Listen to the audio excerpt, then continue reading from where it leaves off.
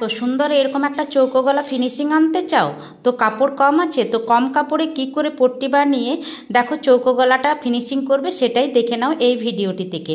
দেখো সচরাচর কিন্তু চৌকো গলাটা আমরা করি কি একটা কাপড়ের ওপর বসিয়ে কিন্তু চৌকা গলাটা করি, তো সেটাও ফিনিশিং সুন্দর হয়, আর এইভাবে করলেও কিন্তু ফিনিশিং সুন্দর হবে।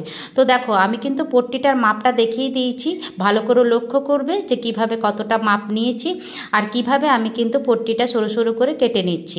তো দেখো এটাতে কিন্তু আমি দুটো পট্টি করব, তো দেখো মাঝ বরাবর আমি কিন্তু কেটে নিলাম। এইভাবে যদি কম কাপড় থাকে তো সরু সরু পট্টি করেও কিন্তু চৌকো গলাটা সুন্দরভাবে বানানো যায়। তো দেখে নাও কিভাবে আমি করছি, খুব ভালো করে কিন্তু আমার নতুন বন্ধুরা লক্ষ্য করবে, তোমাদের জন্য কিন্তু এটা খুব গুরুত্বপূর্ণ। তো দেখো আমি দুটো পট্টি কিন্তু জয়েন্ট করে নিলাম।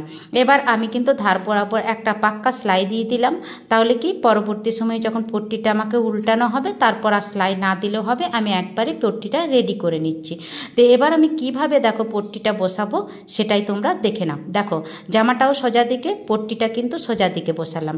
তো দেখো দুটোই কিন্তু সোজা দিকে।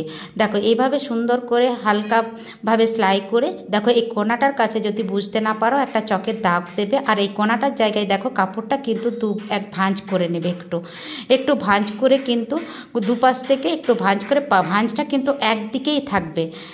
ভাঁজটা দেখতে পাচ্ছ যে একদিকে করে নিয়েছে, আবার এই কোনাটাতে এসে কাপড়টা দেখো একটু ভাঁজ করে আমি কিন্তু ভাঁজটা একদিকে করে দেখো দুপাশ থেকে ভালো করে ভাঁজটা করবে যাতে কোনাটা কিন্তু সুন্দরভাবে উল্টানো যায়।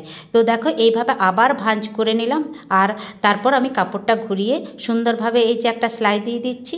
তো দেখো এইভাবে কিন্তু চৌকো গলাটা যদি করতে পারো তো খুব সুন্দর হবে। এবার কোনাগুলো একটু কাট করে নেবে, তাহলে খুব সহজভাবে উল্টানো যাবে, আর এইভাবে হাতে করে একটু বসিয়ে নেবে। তো দেখো এইভাবে দেখো এবার সুন্দরভাবে কিন্তু চৌকো গলাটা উল্টানো গেল। তো ভিডিওটি যদি তোমাদের ভালো লাগে তো লাইক কমেন্ট করে দিও, আর পরবর্তী সময়ে দেখে করতে চাইলে টাইমলাইনে শেয়ার দিয়ে রেখো। তো দেখো কম কাপড়ের মধ্যে পট্টিটা কিভাবে বানালাম, সুন্দর একটা চৌকো গলা আমার রেডি হয়ে গেল। তো দেখো এবার ফিনিশিংটা কীরকম হয়েছে, দেখো কোনো রকম ভাঁজ কুচি কিচ্ছু হয়নি, উল্টো দিকের ফিনিশিংটাও দেখো কিভাবে হয়েছে। তো ভিডিওটি তোমাদের কেমন লাগলো কমেন্ট বক্সে প্লিজ জানিও।